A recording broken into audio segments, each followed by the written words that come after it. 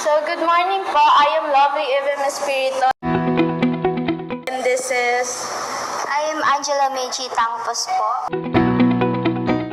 We are from 11 STEM Faraday and we are here po to ask you some questions. So, first po, ano po ba yung name nyo, grade level, strand, and ano po yung sports na nilalaro nyo?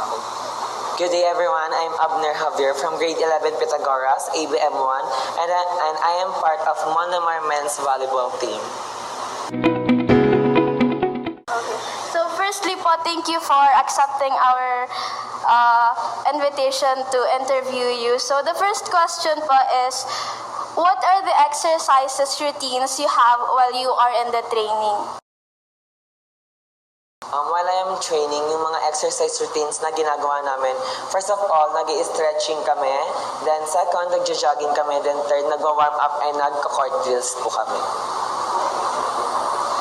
Thank you po. And yung second question naman po is, what specific training strategies would you implement to enhance your free spiking and serving performance? To enhance our free spiking and serving performance, para magkaroon po siya ng power. Pag wala po kaming training or training court, may mga araw po na nagbe-weights po kami na kung saan nagbubuhat po kami ng mga barbells to have para po magkaroon po kami ng muscle and magkaroon po ng power yung paghampas po namin sa bola.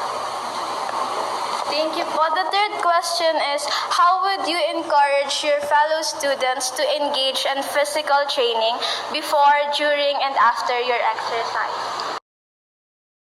I encourage my fellow students na mag-exercise before and after the training kasi malaki yung possibility na magkaroon sila, yung part ng mga katawan nila ay magkaroon ng sakit pag hindi sila nag-exercise before and after the training. Lalo na kung nag-training sila tapos hindi sila nag-cool down. Yun lamang po. Again, thank you po for answering our questions. A few moments later. Good afternoon po. Ako po si Oliver Gutesa from 11 Faraday. Ako po si Florian Paula from 11 Faraday.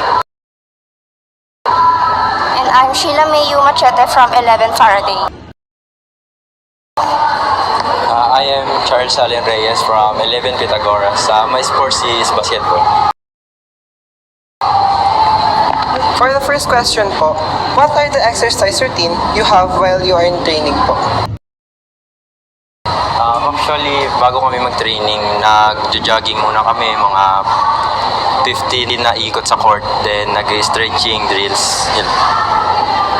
For second question po, What specific training strategies would you implement to enhance your free throw, shooting, and performance? Siguro po, push up, then 15 shots sa 3-point lane.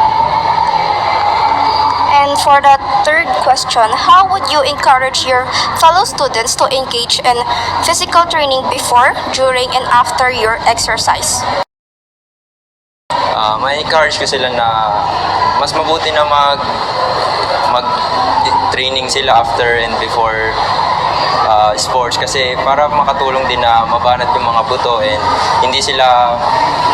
walang mga sakit sa katawan pagtapos ng training nila. maraming salamat po. Again, my name is Oliver Gutesa. I'm Florian Paula. Sheila Mayu Machete. Charles Allen Reyes.